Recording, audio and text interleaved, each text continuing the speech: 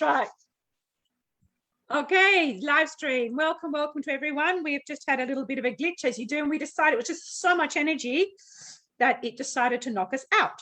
So, welcome, Tammie, today. For those of you who know me, I'm really interested and excited, literally excited about talking to Tammie, because I just think what she's doing about mental health awareness and her skill and her own experience is so important. So some of you may know that I've also had mental health, PTSD, in fact, complex PTSD that goes with that. And it's been a real struggle to get this point in time and to find the words.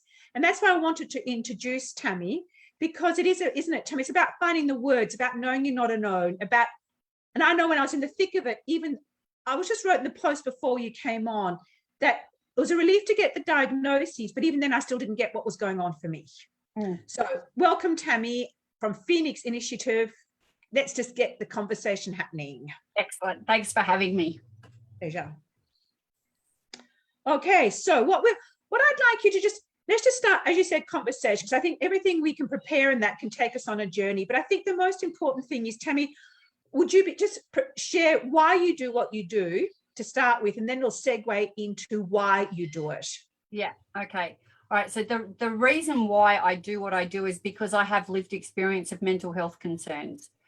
So ever since I was a teenager, I've struggled with anxiety and with depression, so periods of depression over my lifetime. As a teenager, I engaged in self-harm activities to deal with and avoid bullies, so that I wouldn't have to do PE sessions, because that's where my bullies, loved to play with me. And because of a whole bunch of reasons, I was a year younger than everybody else in my school cohort, because I'd got started in school early. So I was emotionally a year behind everyone. I was physically a year behind everyone. So I was an easy target for bullies. And so it kind of escalated in these feelings of anxiety and depression and self-harm. I got married at a very young age. I got married at 20 to it was a blind date that our two dads had set up. So I got married very, very young. So I really didn't have a sense of who I was. And in a way, I was kind of using it the marriage as a way to escape and to get some affection, which I didn't feel like I necessarily got from my family. Not that they're not loving people, but just not demonstrative, I guess. But I got married, and I was with my now ex-husband, and he's passed away now, but I was with him for over 26 years. And that relationship was full of good times, but some pretty crappy times too. He had his own complex mental health concerns, and a lot of physical health concerns. So that led him to not be a very nice person. And so there was a lot of emotional abuse, psychological abuse, and financial abuse in that relationship. And because I was already vulnerable, I had these periods of time where I didn't do very well in trying to support him. I tried to fix him for 26 years. That doesn't work unless the person you're helping wants to be fixed, which in some aspects he did, in other aspects he didn't. But anyway, that's kind of the journey. I had 3 kids within around the age of 26, then had three children, and they were all under the age of 5. After the third one was born, I got diagnosed with postnatal depression. And that was, my dad had died a couple of months before the third child was born. So that was grief on top of postnatal depression. And I probably had postnatal depression after the second one was born, because she was a difficult birth. So it kind of all compounded, and I wasn't the best mum. Reflecting back, I was not well. So there's a lot of stuff that my poor kids went through, which they probably shouldn't have gone through, because I didn't get help soon enough.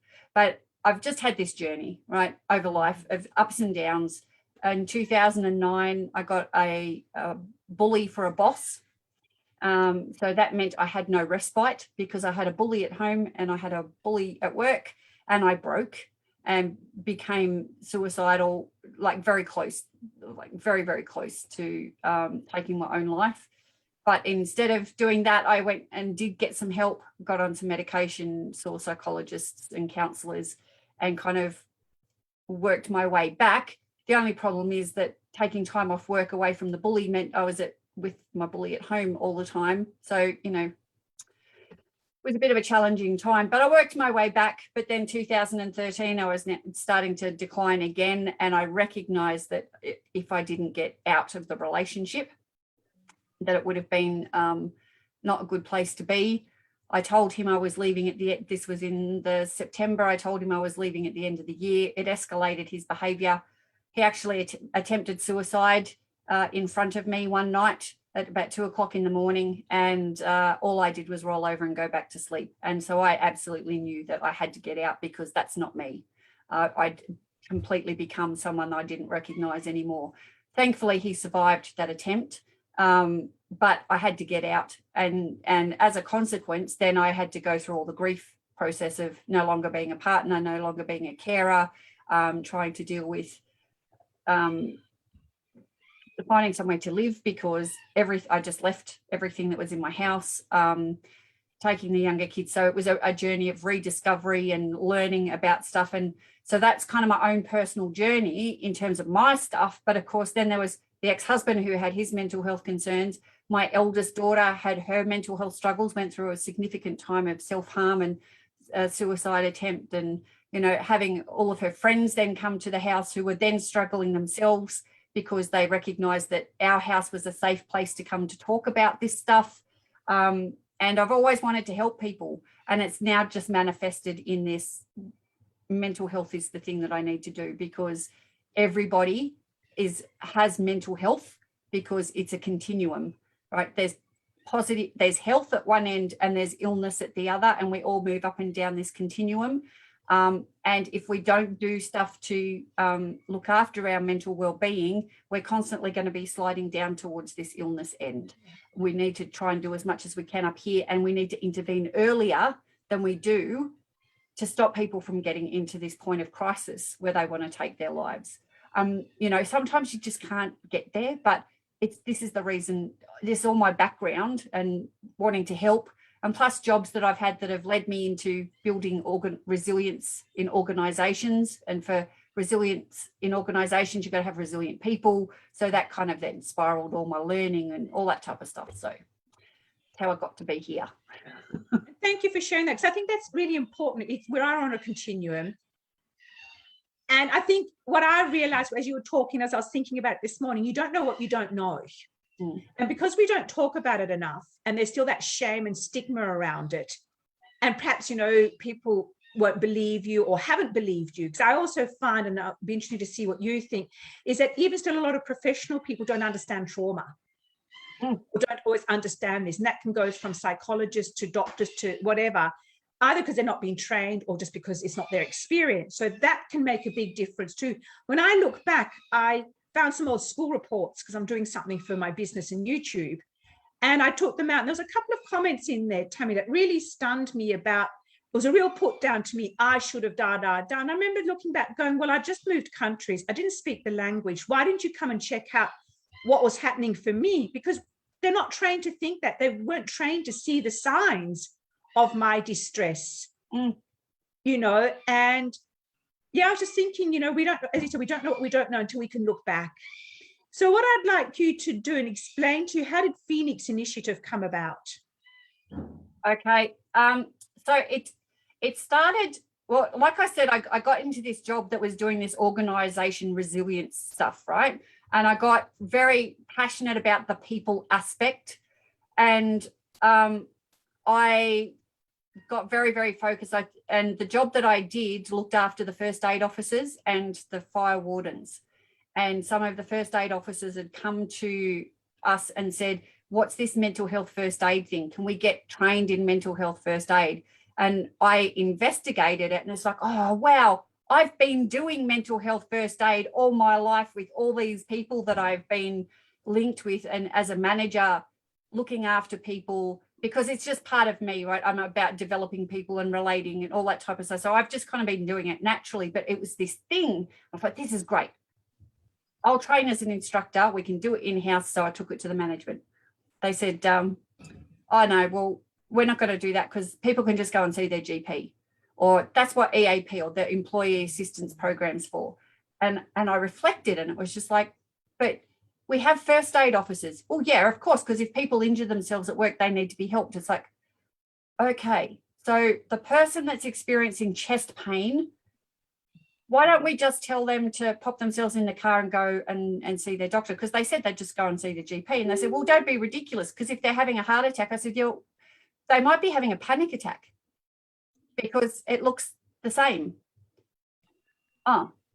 And I said, so why don't we tell people who sprain their ankle, just hobble along to your car and take yourself off to the doctor? Like it didn't make sense to me, right? Because you may need someone there on the ground to assist. If someone's having a panic attack, it's done and dusted before you can even pick up the phone and make the appointment. So you need people that can do that first aidy stuff. Like if you cut yourself, apply pressure to stop the bleeding, sit with them while they have the panic attack. Or if someone's having a psychotic episode, so say if someone's taken some substance at lunchtime and it's brought on a psychotic episode, you need someone on the ground to be able to look after stuff. So I tried to explain this and it wasn't going anywhere. And it's like, people can just go and get their help. And I said, well, when I was suicidal, like that just, I didn't think about going to the doctor. I was just thinking about how I would do it.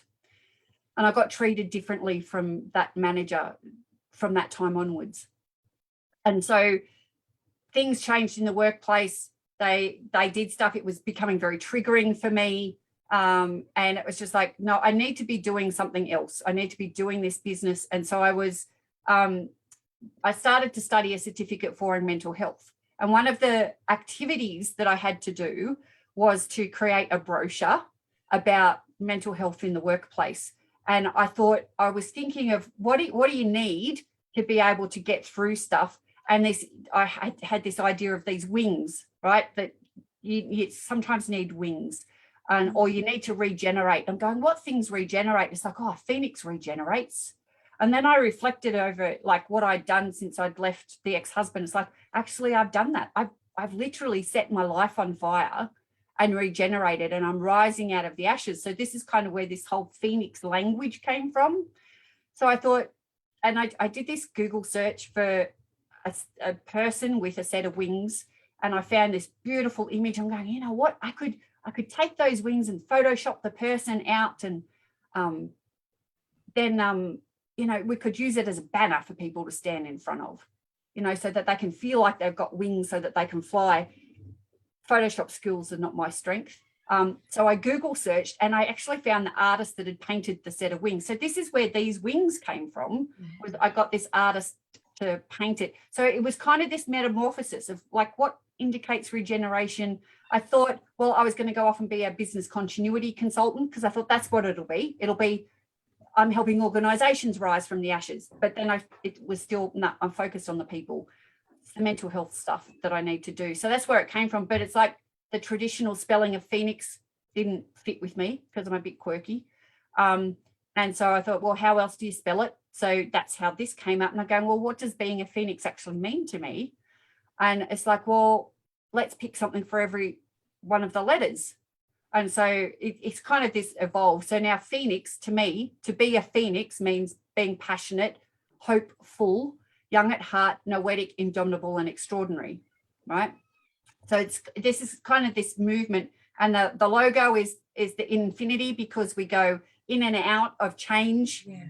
We regenerate. And so this is where the whole Phynix initiative stuff has come from. It's about regeneration, and people who struggle with their mental health, they feel like they come to an end, but an end is just a beginning, which is what the Phynix does, right? It comes to the end, it sets itself on fire, and then it rises from the ashes. So I'm not encouraging people to literally set themselves on fire. It's why I also spell fire differently. It's PHIRE, but it's that whole process. Like, we come to an end, and it's a choice then. Do we either give in to the monsters in our head, or do we go, no, I'm just going to look at this as a chance to do something different? Yeah. And I really like that. Thank you, Tammie, for sharing that, because I think, coming back to what you're talking about, the first aid, and what you're talking about in the business sense, I could feel myself getting really wound up about that and distressed, because that could be that one point that could save a person's life, literally, or metaphorically, because I would not have gone and sought help from that. I would have gone home ashamed, embarrassed, and it would just kept feeding what I was believing of myself anyhow. Yeah. And I just find it interesting, isn't it, how When it's physical, it's visible. When it's mental, it's not. So it's a lot harder to understand. And that's a place a lot of people don't want to go to. Yeah. You know, and it can be frightening for those who are in it, and also can be frightening for those who don't know how to talk about it. And that's why I think what you're doing is good, and doing your mental health, because we'll talk about at the end what you're doing on next Tuesday is we'll talk about that. And that's why I'm attending it, because it's knowing those little cues and signs. And even if you don't need to be, even if you just understand one thing that can support someone, or just someone feels heard, or just someone just sits with you without judgment. Yeah. I think that is really important. I know that's what supported me. Yeah. Yeah. Having someone sit in your bubble of reality. Yes. And listen to what's going on for you. And that's what I say to people, that there's 7 billion realities on this planet. However many people there are on the planet, that's how many realities there are. And people say, oh, well, we just got to give people a reality check. You know, it's that attitude of they just got to pull their socks off. There's people out there that are way worse off than them. But the only reality you're checking when you do that is your own. Yes. Right? It's not the experience that person's having. All they can see, they might feel like they're a bug in a cup, and all they see is the walls of the cup. Yeah. No way out. Right? Yeah. That's their reality. That's what they're experiencing. So we have to get in the cup with them, or get in the bubble of their reality with them. Yeah. And Chantel, you know, I'm a big believer in bubbles, you know, in blowing bubbles and stuff. And we had that conversation, right, about bubbles. They are a very powerful thing. So if you can sit with someone in their bubble and just allow them to be heard, and sometimes that's all they need, is for someone to sit and go, that sounds like it's really tough for you right now. That's exactly it. Exactly it. Just, I'd like you to say that again so people can really hear that. Yeah. So just sit in the bubble and say to them, that sounds like it's really tough for you right now. Yeah. And that's really important, because like you said, what's tough for you might not be tough for me, and vice versa. Because again, if you're not careful, you can just aggravate that sense of shame and trauma. Well, you know, like, no, it wasn't that bad. Someone's had it worse. But your reality is, it's just taking away your reality. It's pulling the rug out from under you. Yeah. You know, and that's what I found was most helpful, was when someone go, yeah, exactly what you said. Yeah. Tough for you right now, right this minute, that is how you are feeling. And there's no right or wrong in that. No. You know? And when we talk about trauma, like a traumatic event is something that's perceived to be traumatic. And we all perceive things differently. We could have 10 people go through the same event, and you will get 10 different versions of that event. Some people will be fine, and it's like water off a duck's back. It's all good. A couple of people will struggle for a couple of days. And then you might have one person that it's just because of their experience of life, they really struggle with it. Right? Yeah. And that's a really good point. That's something I also learned when I was now got the capacity to be able to go back, my concentrations back, memories back. Oh my God, it's so exciting. So I thought I'd lost all of that, you know, plus, you know, menopause in that, which was traumatic in itself because of what was happening. But coming back to what you're saying, when I look back and I'm reading Peter Levine's, The Body That Keeps Score. What's his, anyhow, whatever it is. And I'm also reading Peter Levine's book about the tiger. But what it said there was, vicarious. There's vicarious PTSD. You can witness an experience that traumatizes you. Yeah. And it's what people don't understand, that you don't actually have to have the experience yourself, but you can have witnessed it, so it becomes your experience. Yes. That was really powerful for me. I went, wow, you know. There's actually one of the scenarios that we use in one of the mental health first aid courses, which is exactly that. Someone witnesses a car accident. They weren't part of the car accident, but it happened on the road that they would normally drive to work on. And they've immediately put themselves, what if that was me? That could have been me, right? It was, but they witnessed it. Also hearing about traumatic events. Yeah. It can be vicarious trauma. So people who are in helping professions are at risk of vicarious trauma, because when people trust us and they open up about their experience, we hear about all sorts of things, right? So we have to be very conscious to do self-care. Yes, very conscious to do self-care and to make sure that we're looking after our own mental well-being. But, you know, it just reminds me that We do have to think about all sorts of things happen for people, and quite often trauma occurs when we're little, and people still think of trauma as being big event stuff. But if you think of a 2-year-old child that's wandering around in a shopping centre and they lose sight of mum or their caregiver, their safety, that is a traumatic event, and that will be registered in the brain, right? And if they have lots of those little episodes, then they start to not trust, or they feel insecure. That fight-flight response stays activated, which then drives anxiety, because every human being on the planet is anxious. We would be dead if we didn't have anxiety, because it's part of that fight-flight response. It's the same with judgment. If we weren't judgmental, we would be dead, because our brain has to make judgments every second of the day to work out whether we're safe. And unfortunately, the brain is hardwired to keep us away from things that make us feel uncomfortable. That's right. And then when you constantly feel like you're unsafe, even if you're not, it's just constantly doing that. And that's something I needed to learn to understand, how to break that cycle and learn to manage it, that I'm actually safe now. Because like you said, you begin to wonder what's wrong with you. So it heightens that whole thing, because logically you're not safe. Oh, you are safe. And that's why often I just stay home, because that's where I felt safe. But even then, it was like any little noise or anything sudden would trigger me in the safety of my home. So yeah, and I think that's why we need to talk that this is our experience. It's okay. And I just get really emotional about it, because I think I think we would not take away a lot of trauma, that's not right, but we'd at least get people may not go down the same path that they would have gone if they had help a bit before. I think there's something there if we talk. But something coming back to what you're saying about supporting mental health, this is what I learned when I was doing my counselling, is also about self-reflection. So as a therapist or as a first aid, it's constantly doing self-reflection, but self-regulation. Because again, I'm not that bad. Oh, I'm all right. I'm affected. So you turn to drink, drugs, something else, rather than I'll go and talk to the first aid response or whoever it might be. To me, again, that it's illogical, but that's what we do. It's easier just to go and drink. Yeah. Or it's easier to go and have drugs. Or immerse yourself in an online game, or do gambling, or eat, or whatever it is, rather than expressing this stuff. And the more I've learned about myself, the more I know that if I don't express what's going on for me, then I will go into a deep hole. Yes. So I need to say, I'm not having a very good day today. Or if I've noticed, like earlier in this week, I got very triggered about stuff.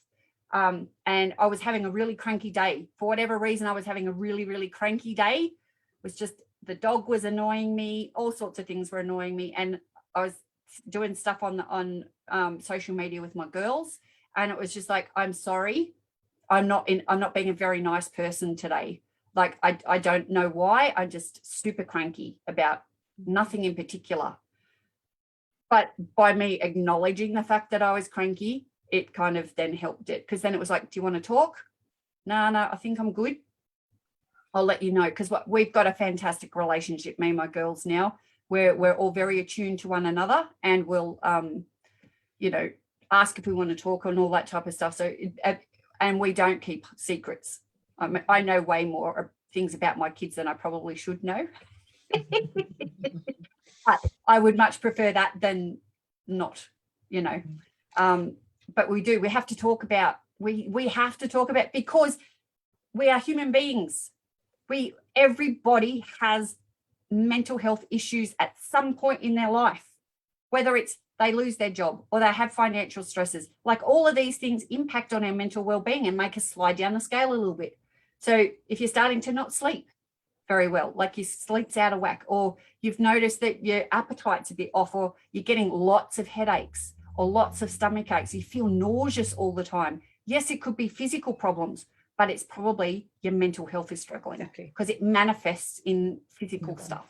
And that's the other thing I think I've noticed as a constant, because we're busy striving, doing, pretending, all that sort of stuff. We actually don't listen to our body, because our body tells us. And I think something you're saying about sharing or acknowledging it, you create, as you said, that circuit breaker. I call it a circuit breaker. Like you said, and then it gives someone the opportunity, do you want to talk about it? So then you feel seen. So I love that sequence of events. And then you can go, then when you have enough, or actually, yes, please, or actually, no, I'm all right for now. I just needed to be able to say that. And I think that's important. And again, being able to say, I'm not having a good day today. And that it's okay. I do that now. Yeah. You know, I just go, I'm not having a good day. So I don't even need to tell people. I can just go, here it is. And that's okay.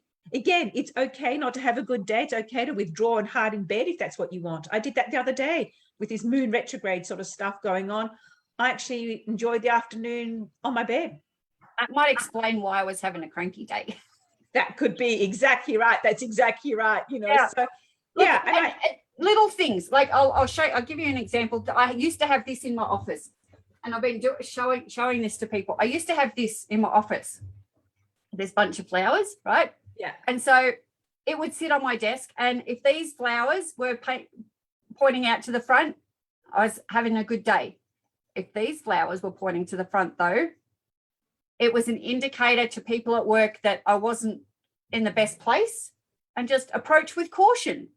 And I said to them, if the black flowers are pointing out the front, just approach with caution. I could be in any kind of mood. Just be aware that I'm not traveling very well today. So it prepared them for either me to snap their head off or for me to burst into tears, one of the two. And I think on that, no, I think that's wonderful, because again, this is so I'd like you now to talk about, you know, your session on Tuesday. So I think these are the important things to learn to put into place.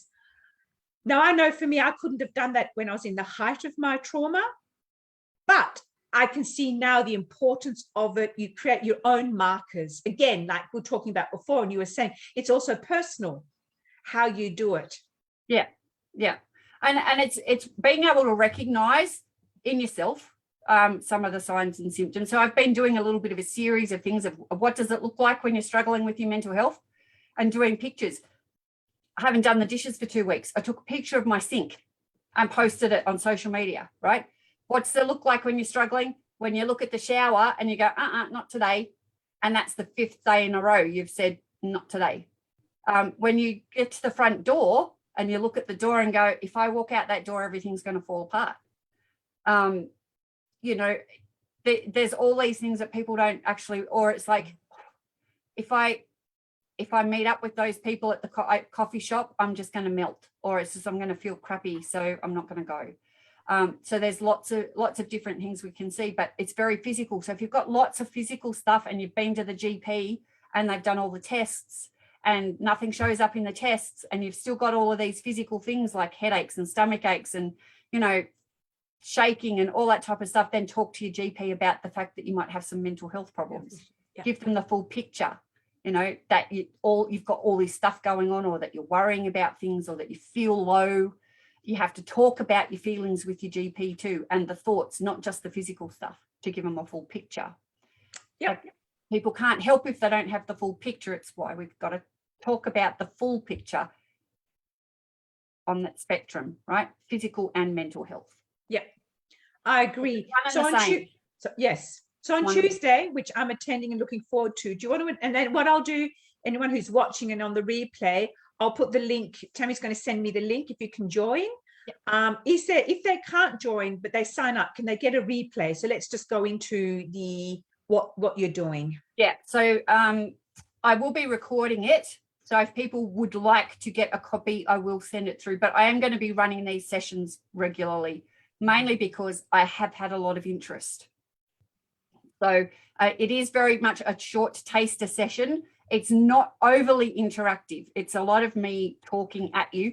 I try and engage people as much as I can, but there will be some more in-depth, like 4-hour workshops where we will get to have more of this, and we'll do scenarios and things. But on Tuesday, what I'll be talking about is some of the signs and symptoms of the common mental illnesses that are out there. So things to keep an eye on for yourself and for other people, what some of the statistics are, and how prevalent things is, so that you can see just how common mental health concerns are. We'll talk about some of the language that's used, what some of the barriers are for getting help, and the risk factors for people developing mental health concerns. And then I'm going to take people through 2 action plans. One is called Access and the other one's called Just Ask.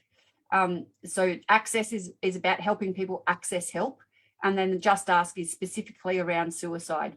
What do you need to do? Because across multiple mental health concerns, suicidal thoughts are present, but it's not just mental health concerns. It's lots of other things as well. Things like relationship breakdowns, financial difficulties, substance use, being bullied, having abuse. So it's suicidal thoughts come into play in a lot of scenarios in life, and we have to get used to asking if people are having thoughts of suicide so that they know that they're just thoughts. They don't have to turn into actions, and that help is out there. And by talking about it, we are circuit breaking. Yeah, that's right? it. Yeah, because it's about saving lives. We lose on average in Australia 9 people a day to suicide. 3/4 of those are men. So the more we can talk about it, the more we make it normal. They are just words that we are asking, but the only way you're going to know is if you ask the question. Yeah. Yes, that's exactly right. So thank you, Tammie. I really appreciate your time and also who you are and what you're doing, because it is really, really important, and that you've had the courage to do that, because this, this is your passion. This is what you need to be doing. It is. So thank you for anyone watching. Any questions? Now, also, Tammie, how can they follow up or keep in touch with you to know what dates and things you're doing? Okay. So if you check out my website, so that's this side, phynixinitiative.com.au. So that's PHYNIX and then initiative.com.au is the website. And you go to the events tab and you'll see any events that I'm having. You'll see all the other services that I do. So I do coaching, I do resilience training, I do resilience and motivation assessments and a few other bits and pieces. So there's other stuff that I do apart from the mental health first aid. So you can do that. You can follow me on any of the socials. I'm on Facebook, Instagram, LinkedIn, Twitter. I've also have a YouTube channel. So if you just search Phynix Initiative, it'll come up in that spelling. I'm pretty much the full first page of Google. Okay. And you can ring, if you've got any concerns and you're in Australia, you can ring me on the number 1300 Phynix, which is 749649. So it's an easy number to remember, 1300 Phynix. And yeah, more than happy to answer questions. Drop me an email. All the contact details are on the website anyway. Yeah, and super passionate about helping people out. If you've just got a question, I do this thing called a 2021. So if you've got a question about mental health concerns, you can book a 2021 with me. It'll cost you $20.21, and we'll do a half-hour session and talk about what's going on for you. So it can just be a really short, and it's not expensive then, but it just values your time and my time then. Yep. And it might be just that thing. You just get that one thing from that. Yeah. Or even just making the decision to do it can be big enough. That can be something in itself, let alone anything else. That's right. Lovely. Thank you. Sorry. Thanks for having it. I'm just going to say, if for anyone who's out there that's struggling, I just encourage you to reach out.